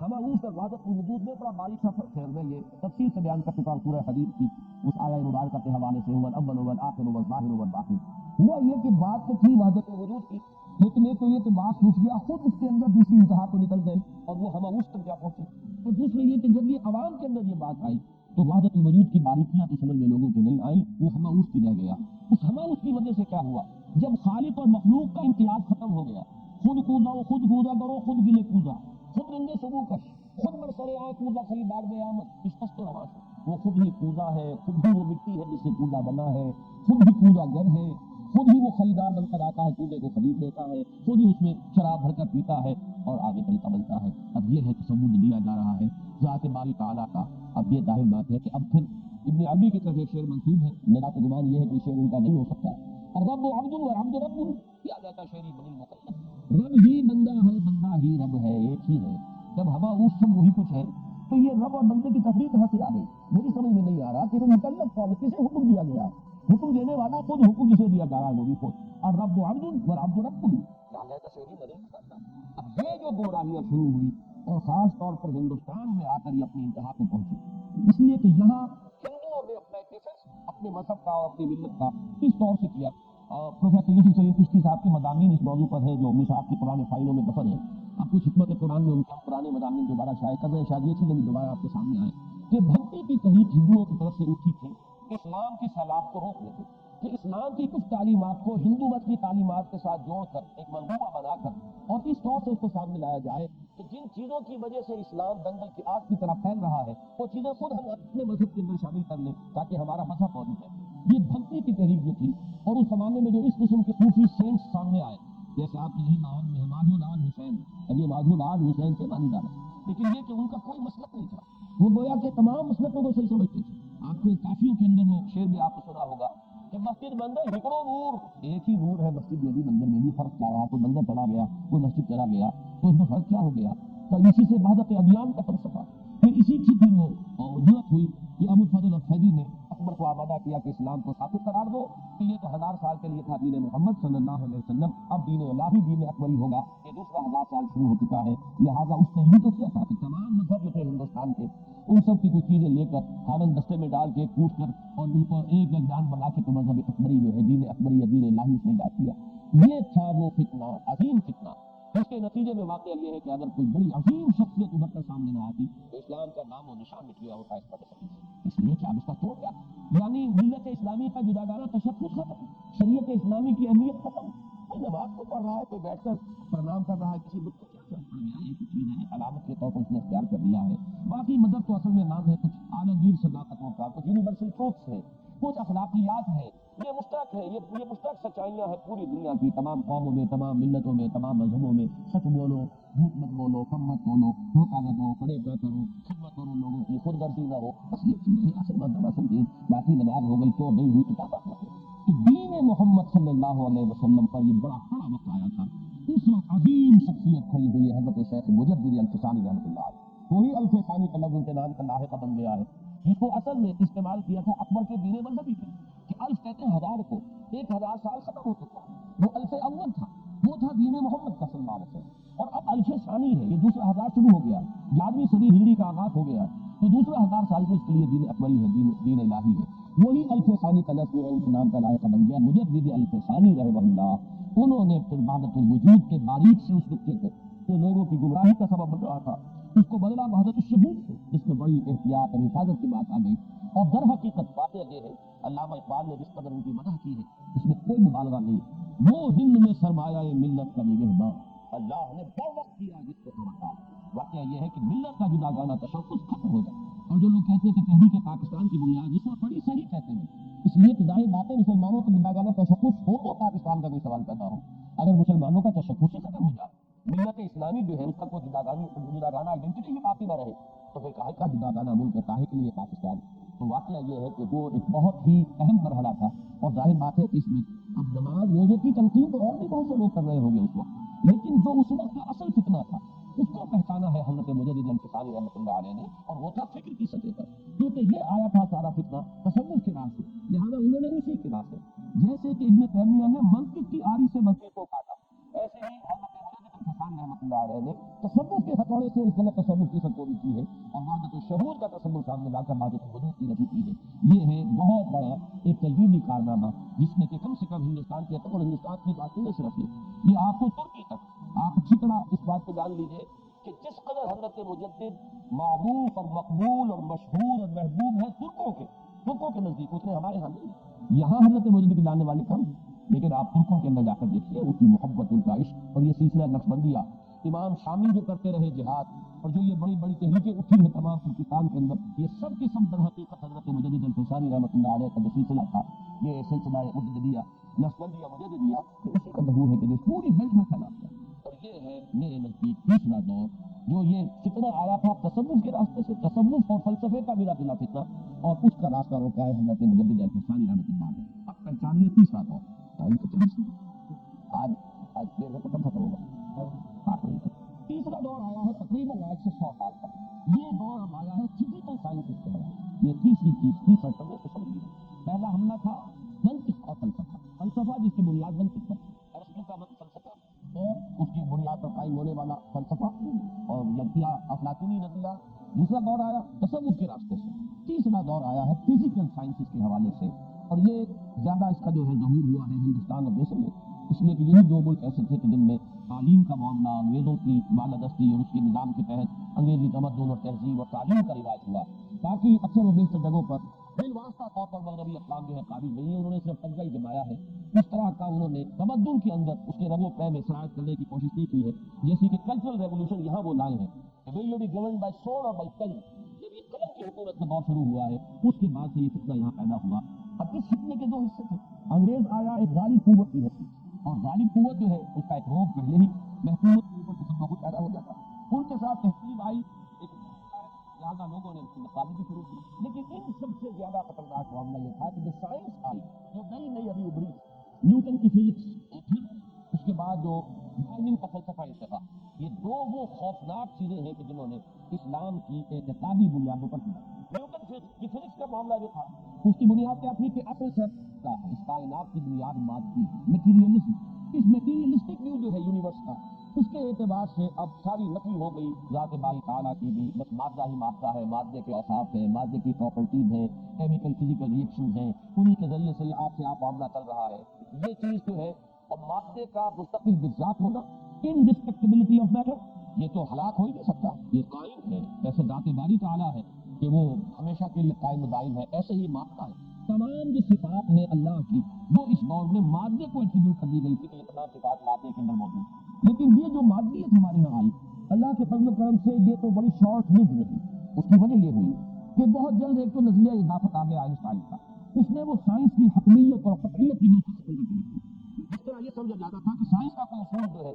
وہ کبھی غلط ثابت ہو نہیں سکتا۔ لاز آف موشن جو ہے نیوٹن کے، وہ تو بالکل ہمیشہ ہمیشہ کے لیے ایک ایسی صداقت ہے کہ جس کے اندر کہیں کوئی تبدیلی آ نہیں سکتی۔ وہ تمام چیزیں جو ہے نظریہ اضافت نے آ کر ان کو ڈھیلا کر دیا، بلکہ واقعہ یہ ہے کہ سائنس کو تصور بنا کر رکھ دیا۔ اب کوئی شے حتمی نہیں، کوئی شے یقینی نہیں، ہر چیز اعتباری ہے، ہر چیز ریلیٹیو۔ اور نمبر دو یہ کہ میٹر خود وفات پا گیا، یہ لفظ جان بوجھ کے استعمال کر رہا ہوں۔ میٹر جس طریقے سے کہ مرا ہے اپنی موت، اس کا اپنے سے حشر کو اندازہ ہونا چاہیے کہ جب آپ ایٹم تک پہنچے اور ایٹم کا جگر چاک کر کے آپ نے دیکھا تو وہاں پہ الیکٹرک چارج کی حیثیت ہوتی ہے، پازیٹیو اور نیگیٹو چارج، وہی ایٹم ہے، ان کی کنگلومریشن ہے، وہ گچھا بنا ہوا ہے، ایک چیز بن گئی، وہی ایٹم ہے جس کا گچھا بن گیا، دوسرا ممبر بن گیا، تیسرا وہ جو ہے وہ ایلیمنٹ بن گیا، چوتھا ایلیمنٹ بن گیا، انہیں کے کمپاؤنڈز بن گئے۔ تو آپ جب فائنل انالیسس میں گئے تو وہ میٹر جو ٹھوس ہوتا تھا، وہ میٹر کے جو بہت ہی ایک یعنی واقعی اور حقیقی سے تھی، اور جبکہ ایک سمیت تھی، میٹر علیحدہ انرجی علیحدہ۔ اب میٹر صاحب کو ختم ہوا کہ انرجی رہ گئی، پازیٹیو اور نیگیٹو چارجز ہیں کسی وقت، کون سے نیوکلیس ہیں، الیکٹرک چارجز ہیں کتنے اس قسم۔ تو معلوم یہ ہوا کہ یہ تو تھا بڑا شارٹ لیو حملہ، سائنس نے خود اپنا علاج کر دیا، جیسے کہ زہر کے یعنی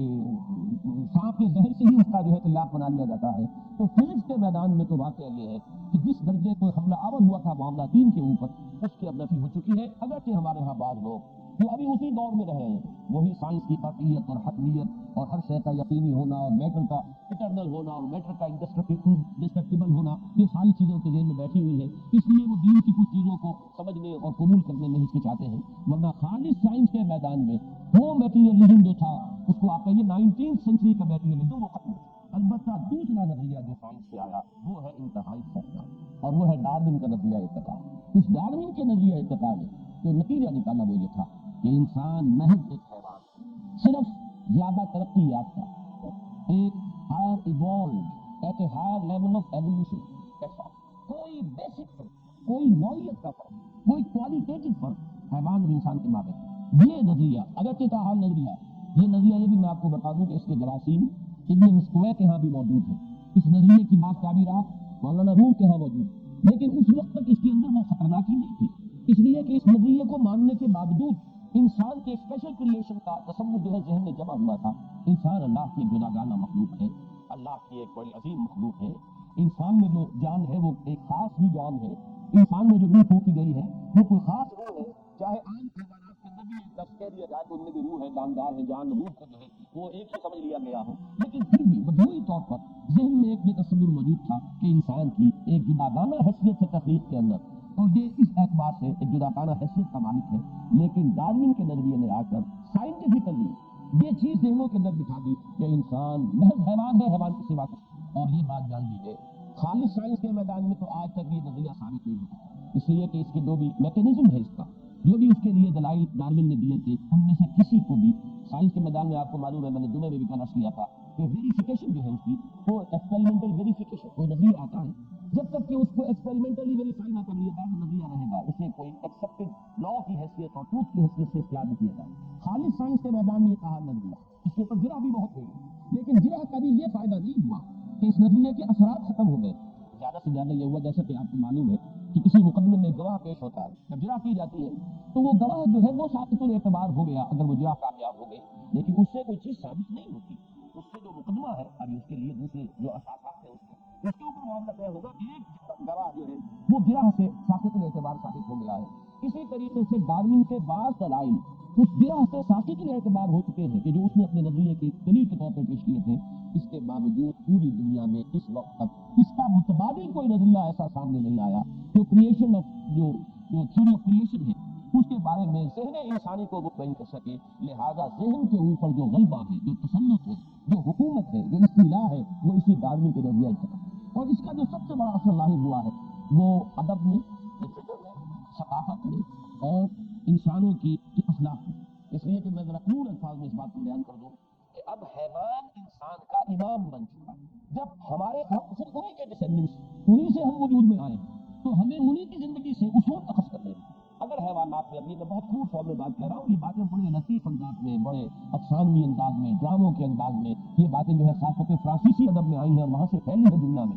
اور آج اسی کے اثر آپ دیکھ رہے ہیں کہ کیا فرق ہے بہن اور بیوی میں. وہی عورت ہے، وہی عورت. حیوانات میں تو ہم کوئی فرق و تمیز نہیں دیکھتے. ماں بیٹی بہن میں کیا فرق ہے؟ کیا ضرورت ہے کہ ایک شادی کے بندھن میں جکڑ جائے انسان؟ حیوان کو جہاں پیاس سکتی ہے، جہاں پاس سکتی ہے، اسی طریقے سے جہاں اس کی وہ جنسی شہوت ابھرتی ہے، جو اسے فوراً میٹ ملتا ہے اپنے نوع کا. بالکل ہم نے خامخواہ اپنے اوپر یہ سماج کی پابندیاں اور یہ سماج کے بندھن. ہمارے یہاں یہ ترقی پسند ادب جو چلا تھا تو بڑھ چکا ہے اپنی موت، لیکن یہ تو اس میں سماج کا نسگاری بن گیا. یہ سماجی بندھن اور سماجی پابندیاں اور سماج کی حدود اور سماج کے قیود، یہ ہم نے خامخواہ اپنے اوپر جو ہے پابندی عائد کر لی ہے، خامخواہ اپنی زندگی عجیبن کر لی ہے. یہ تمام چیزیں آرٹیفیشل ہیں، ان کی کوئی بنیاد نہیں ہے. اس لیے کہ جب ہم حیوان ہیں، حیوانوں میں سے ابھرے ہیں. اسی طرح اسی کا منطقی نتیجہ یہ ہے کہ حیوان ننگے رہتے ہیں، انہیں کوئی اپنے ننگ کا احساس نہیں. یہ بالکل جو ہے فلسفے کی حیثیت سے اس کی طرف بندے کیوں بن گئے؟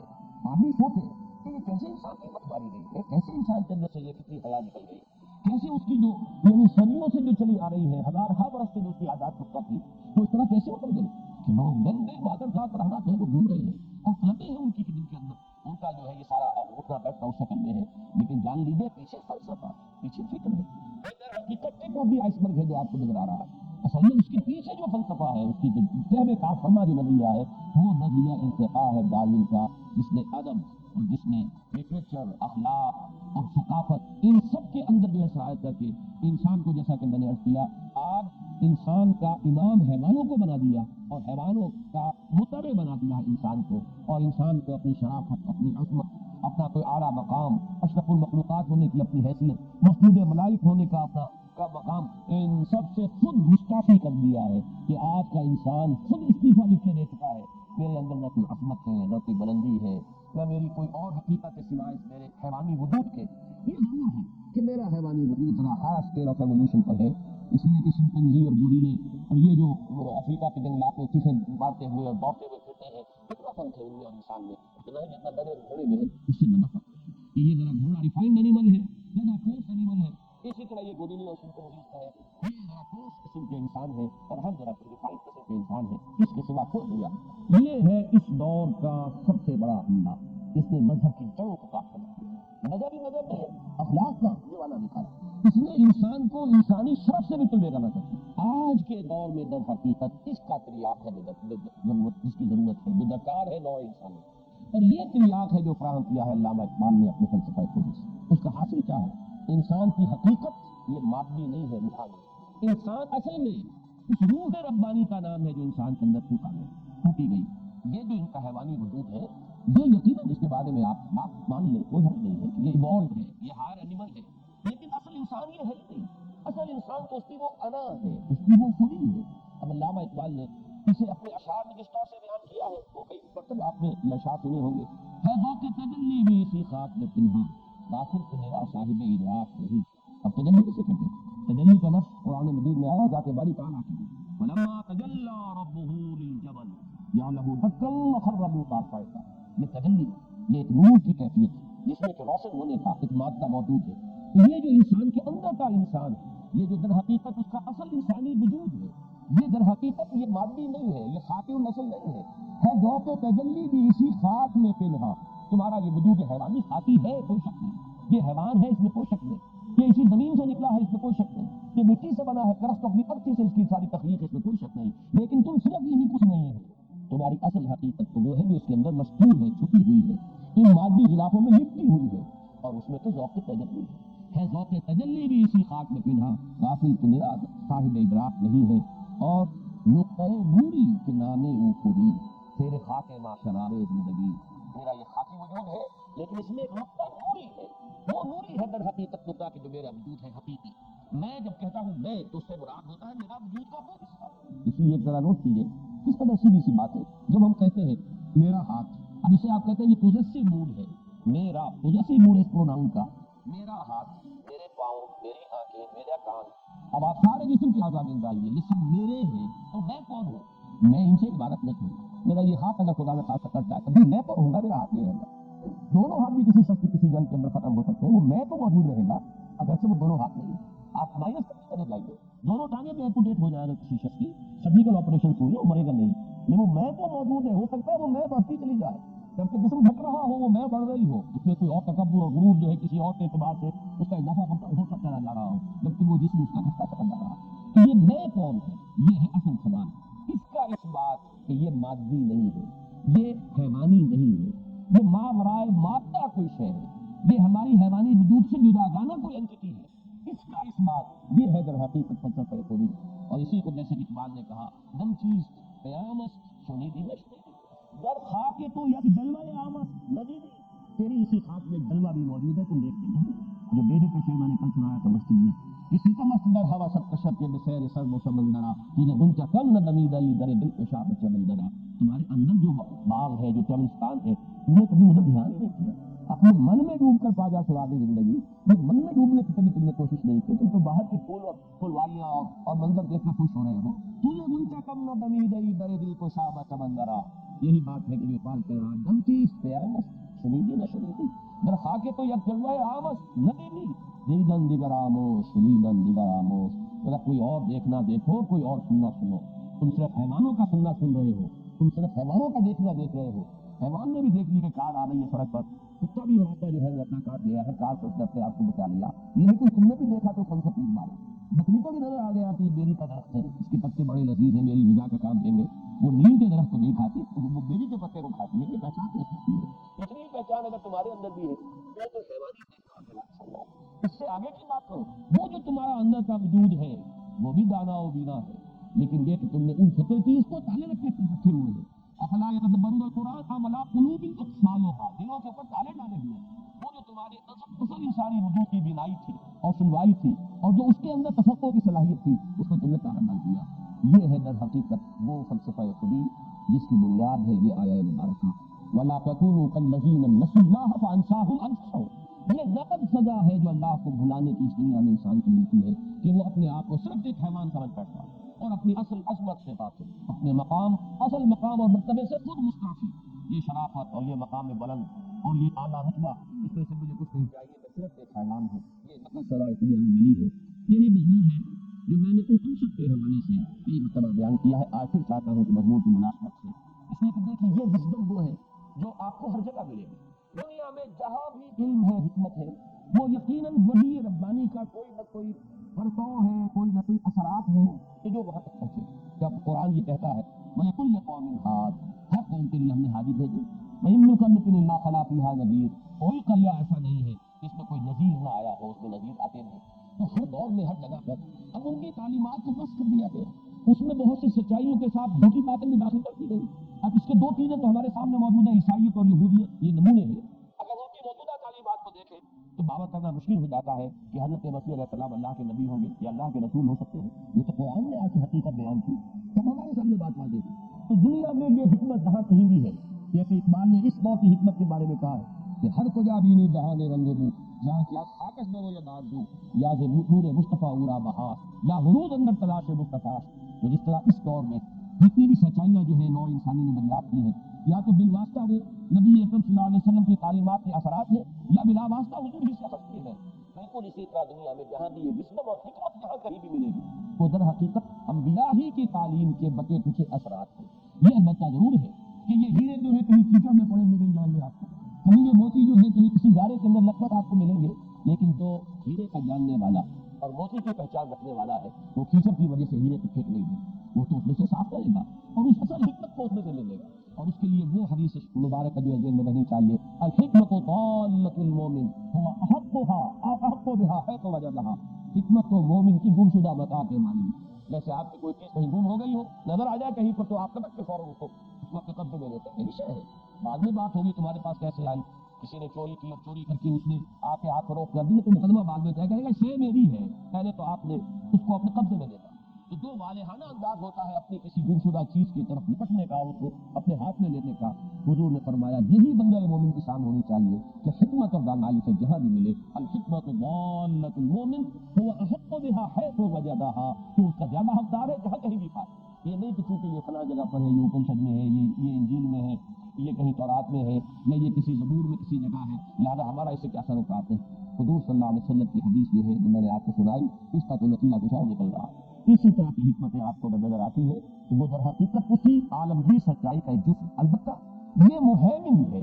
یہ ہے کہ جو نگران ہے، پہرے دار ہے، اس کو 100 پر پرکھیں گے، جو چیز اس کے مطابق ہوگی اس کو لیں گے۔ رد و قبول کا ہمارا معیار کتاب اللہ و سنت رسول ہے، اللہ کی کتاب اس کے رسول کی سنت، رد و قبول کا معیار وہ رہے گا۔ البتہ یہ کہ اس کی چیزوں کی وضاحت، اس کی باتوں کی تائید ہو سکتا ہے کہ کہیں اور لطیف پیرائے میں ہو۔ حضرت مسیح علیہ السلام کے مواعظ ایک عمدہ مثال ہے، جو لطیف انداز ان کا ہے کہنے کا، اب وہ ہماری ایک متاع ہے کہ اسے ہم حاصل کریں، پوری سچائیوں کی دعوت دینے کے لیے، پوری تعلیمات کے لیے کہ جو قرآن پیش کر رہا ہے انہوں نے وہ انداز اختیار کیا۔ تو اسی طرح کا یہ جملہ ہے، اسے نوٹ کر لیجیے، بہت پیارا جملہ ہے، مین ان ہز اگنورینس۔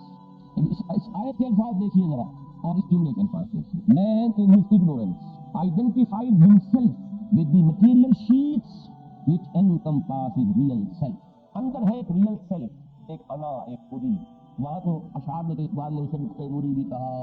جو ذوق تجلی سے تعبیر کیا۔ لیکچرز میں وہ اسے کہتے ہیں انا صغیر، ایک انا کبیر ہے، the big I am، وہ اللہ ہے۔ یہ big I am کے الفاظ اقبال نے استعمال کیے ہیں، بڑا عجیب ہے اور بڑا میرے قلب پر ان کا اثر ہے۔ اور جب بھی الفاظ ذہن میں آتے ہیں سورہ طٰہٰ کے وہ الفاظ بھی آ جاتے ہیں، اننی انا اللہ لا الہ الا انا فاعبدنی واقم الصلاۃ لذکری۔ کتنی انانیت اس میں اس آیت مبارکہ میں ہے، وہ شاید قرآن مجید کے کسی اور مقام پہ نہ ہو۔ جس طرح اس انا کو دوہرا دوہرا کر اننی انا اللہ لا الہ الا انا فاعبدنی واقم الصلاۃ، یہ ہے انا کبیر، یہ بگ آئی ایم، اور ایک ہے یہ انا صغیر، یہ جو میں کہتا ہوں میں، یہ میری انا، یہ میری سیلف، یہ میری خودی، یہ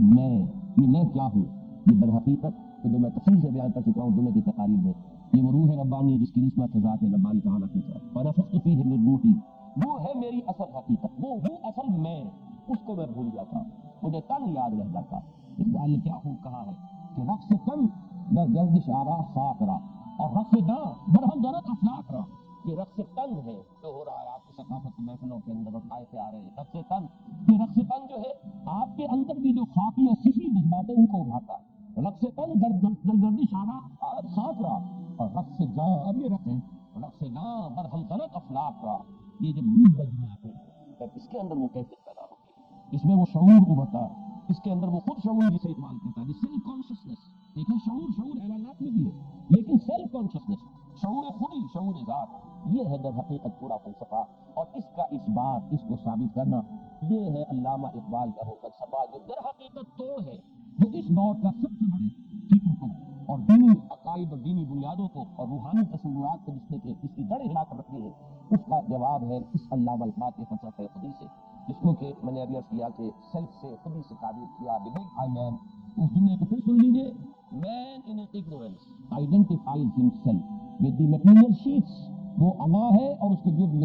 مادے کے غلاف ہے۔ پہلا مادہ غلاف میرا جسم کا ہے، اگلا مادی غلاف میرے یہ کپڑے ہیں، پھر اس سے آگے مادی غلاف مکان ہے، یہ مادی غلاف ہے، اس کے اندر ہے ایک حقیقت کبریٰ، وہ حقیقت ہے، وہ ہوں میں، جب کہ سمجھ میں یہ بیٹھتا ہوں کہ یہ میں ہوں، اور میں اپنے اس تن کے تقاضے اور تن کی جو بھی وہ اقبال کے وہ اشعار بھی جو ہے، تن تیرا نہ من، تن کی دنیا سود و سودا مکر و فن، اور من کی دنیا سود و مستی نظم و شوق۔ بہرحال وہ اشعار مجھے تھوڑی یاد نہیں ہے، یہ میں نے آج اصل میں تمہید بیان کی ہے کہ اس فلسفے کی میرے نزدیک اہمیت کیا ہے، اور اس فلسفے کا موقع قرآن مجید میں یہ ہے۔ اب صرف ایک بات آپ سرچ کر کے آج کی بات کو ختم کر دیں گے، یہ بات ہمارے سابق مفسرین کے سامنے کیوں ہے؟ اس میں اصولی طور پر ایک بات ڈال دیجیے، یہ میرا نقطہ نظر ہے، میں اس پر عامل ہوں اور اس پر میں علاوہ وسیع رکھتا ہوں۔ دین کے معاملے میں جہاں تک عمل کا تعلق ہے، احکام کا تعلق ہے، ہمیں پیچھے سے پیچھے جانا چاہیے، یہاں تک کہ محمد رسول اللہ صلی اللہ علیہ وسلم، اس لیے کہ دین کا عملی پہلو جو ہے اس کا منبع اور سرچشمہ قرآن مجید اور پھر سنت رسول صلی اللہ علیہ وسلم، اور سنت رسول سے آگے ما انا علیہ واصحابی، اس پر میرا عمل ہے اور میرے اصحاب کا، صحابہ، اس کے بعد تابعین، تبع تابعین، جتنا پیچھے جا سکتے ہیں اتنا پیچھے جائیے، اس میں آگے جانے کا کوئی امکان نہیں عمل کے معاملے میں۔ جتنا پیچھے وہ اقبال کا شعر یاد آیا، اخلاص عمل مانگ نیاگان کہن سے شاہاں جب ضرب نوازند گدارا. یہ عمل کا اخلاص بھی ملے گا تو وہاں سے اسلاف سے، اور صحیح کھڑا عمل، اس میں کوئی تھوڑ شامل نہیں. میرے نزدیک فقہا، یہ ہمارے یہاں اس طرح استعمال ہوتی ہے، فقہائے متقدمین اور فقہائے متاخرین. ہماری اس میں جو فقہ پڑھ رہی ہے وہ اکثر و بیشتر متاثرین کے فتاوی ہے. یہ سب جو فتاوی عالمگیری ہیں، دوسرے فتاوی ہیں، یہ متاثرین علماء کے فتاوی ہیں. متقدمین کی بہت سی باتوں کو رد کر دیا گیا. کیوں رد کر دیا گیا؟ حالات خراب سے خراب تر ہوتے چلے گئے اور حالات کے تقاضوں کے مطابق پھر راستے نکالے گئے. یہ لا آف نیسیسٹی جس کو آج آپ تسلیم کرتے ہیں کہ اگر ملک میں ماشاء اللہ آ گیا، فوج نے قبضہ کر لیا، تو بیچارہ کیا کرے گا سپریم کورٹ کا جج بیٹھ کر؟ اس میں تو وہی دو ہاتھ ہیں، دو پاؤں ہیں، وہ کان پکڑ کے فوج کو نکال نہیں سکتا. لہٰذا کہیں نہ کہیں سے لا آف نیسیسٹی کے تحت جواز دینے کی طرح بیچارے کا زمینداری کو جواز دیا گیا یا اور چیزوں کو جواز دیے گئے. وہ جوازات ہیں بعد کے دیے گئے. در حقیقت فقہ میں بھی متقدمین کی طرف ڈالی، جتنا پیچھے سے پیچھے جا سکتے ہو اتنا ہی پیور ملے گا آپ کو پانی. کوئی منبع، کوئی کہیں سے چشمہ پھوٹ رہا ہے، جہاں سے وہ پھوٹ رہا ہے پہاڑ سے، وہاں جائیے تو صاف شفاف پانی ملے گا. بعد میں تو ظاہر بات گدلا ہو جائے گا، اس میں آس پاس کا کوئی ریت ویت جو ہے وہ شامل ہوگی، لیکن جہاں وہ پہاڑ سے چٹان سے وہ ٹپک رہا ہے اور وہاں سے نکل رہا وہ ہے انتہائی صاف اور شفاف. تو عمل کے معاملے میں اس اعتبار سے یہ سمجھ لیجیے کہ میں سخت ترین وہابی ہوں، جتنا پیچھے جا سکتے ہیں، لیکن حکمت فلسفہ اس میں آپ کو آگے سے آگے جانا. وہی کیا ہے کہ حکمت اور فلسفے کے لیے اس وقت جب کہ قرآن نازل ہوا، ہمارے جو اولین مخاطبین تھے ان کے پاس معلومات جو ہے دنیا کے بارے میں معلومات، فزیکل سائنسز کے مختلف گوشوں سے متعلق معلومات کا ذخیرہ بہت کم. اس کم ذخیرے کے تحت قرآن مجید کو سمجھا ہے. جیسے جیسے حالات بدلے مزید معلومات ایک ہے نظریات کو چھوڑ دی جو اسٹیبلش فیکٹس ہیں، جو ویریفائبل فیکٹس، جو ویریفائی کیے گئے. جب انسان کو یہ معلوم نہیں تھا کہ زمین گول ہے، اس وقت یہ فرض کیجیے قرآن مجید کی ایک آیت کی کوئی تعبیر کی گئی. اور جس وقت انسان کو یہ معلوم نہیں تھا کہ ہر شخص جو ہے وہ اپنے مدار میں تیر رہی ہے، کل فی فلک یسبحون، اس کا بھی مفہوم اس وقت واضح نہیں ہو سکتا جتنا کہ آج واضح ہو سکتا ہے. تو جیسے جیسے یہ معلومات بڑھ رہی ہے مختلف فزیکل سائنسز کے میدان پہ جتنا مواد جمع ہو رہا ہے، آپ کو ان سب کو انکارپوریٹ کرنا ہوگا اس حکمت میں کہ جو آپ اس دور میں پیش کرنا چاہتے ہیں. اسلامی عقائد کے فنڈامنٹل کو برقرار رکھتے ہوئے اس حکمت کو انکارپوریٹ کرنا لازم ہے. نہیں کریں گے تو اپنے پاؤں پر کلہاڑی ماریں گے. وہ تھاٹ جو ہے وہ تھاٹ اس دور میں قابل قبول نہیں ہوگا، اس دور کے اذہان کے اندر کچھ نہیں ہوئی. یہ ہے اصل میں مضمون جس کی وجہ سے میں نے کہا تھا اس دور میں جو مذہبی فکر ہمیں درکار ہے، فکر علم نہیں، علم تو وہی ہے جو وہاں سے ملے گا. اس لفظ کے کیا معنی ہے، یہ حدیث صحیح ہے کہ نہیں ہے،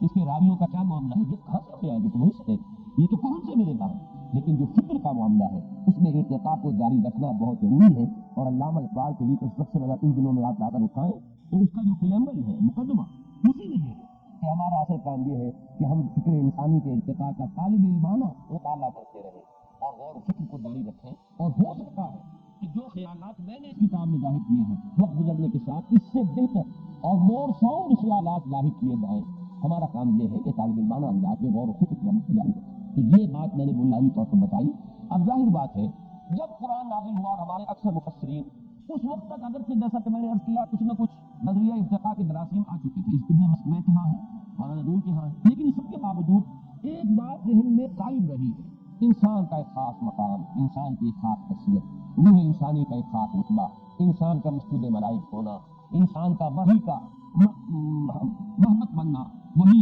خدا بندی کو ریسیو کرنا. یہ ساری چیزیں مقام انسانیت جو ہے وہ کبھی تھریٹن نہیں ہوا اس طریقے سے کہ آج آ کر تھریٹن ہوا کہ حیوانیت کی آلٹر پر آ کر آپ نے انسانیت کو قربان کر دیا. اب میری انسان حیوانیت کی حیوانیت رہ گئی ہے، انسانیت کا کوئی شرف اور کوئی اس کا اعلیٰ رتبہ جو ہے وہ باقی نہیں رہا.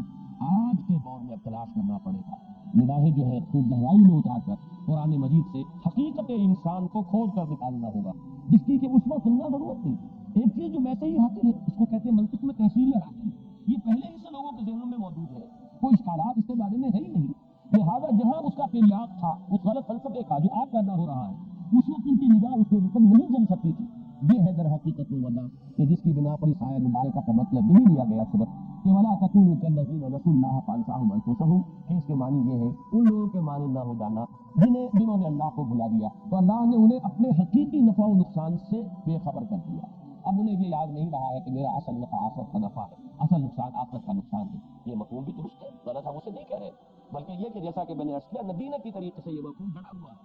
آیت سابقہ اور آیت لاحقہ جو بات میں آ رہی ہے اس کے ساتھ اس کے درمیان میں کہ ولا تکونوا کالذین نسوا اللہ فانساهم انفسهم اولئک هم الفاسقون لا یستوی اصحاب النار واصحاب الجنہ اصحاب الجنہ هم الفائزون۔ اس اعتبار سے میں نے اس مقولے کو غلط نہیں کہا، صحیح ہے اور وہ بالکل اس سیاق و سباق پر بھی فٹ ہے، لیکن یہیں پر گہرائی میں ذرا یہاں پر نظر کرا دیجیے، مائکروسکوپ کو فوکس کر دیجیے، غور و فکر کیجیے تو بالکل اس انداز میں وہ واقعہ جو مشہور ہے کہ امام شافعی رحمہ اللہ نے 300 مرتبہ قرآن کو پڑھا۔ وہ اجماع جو ہے اس کے لیے قرآن مجید سے دلیل چاہتے تھے کہ قانون اسلامی کا منبع اول قرآن حکیم، منبع ثانی حدیث رسول سنت رسول، منبع ثالث قیاس، منبع رابع اجماع۔ اجماع کے لیے کوئی دلیل قرآن سے کہتے 300 مرتبہ قرآن پڑھا، انہیں کوئی دلیل نہیں ملی۔ 301ویں مرتبہ سورہ نساء کی آیت نمبر 115 پڑھنے لا چاہتے ہیں، وَمَن يُشَاقِقِ الرَّسُولَ مِن بَعْدِ مَا تَبَيَّنَ لَهُ الْهُدَىٰ وَيَتَّبِعْ غَيْرَ سَبِيلِ الْمُؤْمِنِينَ نُوَلِّهِ مَا تَوَلَّىٰ وَنُصْلِهِ جَهَنَّمَ وَسَاءَتْ مَصِيرًا۔ جو شخص رسول کی مخالفت پر کمر بستہ رہا، اس کے بعد بھی کہ اس کے پاس ہدایت آ گئی بات شکل میں اور اس نے مسلمانوں کے راستے سے علیحدہ راستہ اختیار کیا، ہم اس کو اسی پہ حوالے کر دیں گے جو اس نے اختیار کیا ہوگا اور پہنچا دیں گے جہنم میں اور بہت برا ٹھکانہ۔ اب یہاں مسلمانوں کا راستہ غیر سبیل المومنین،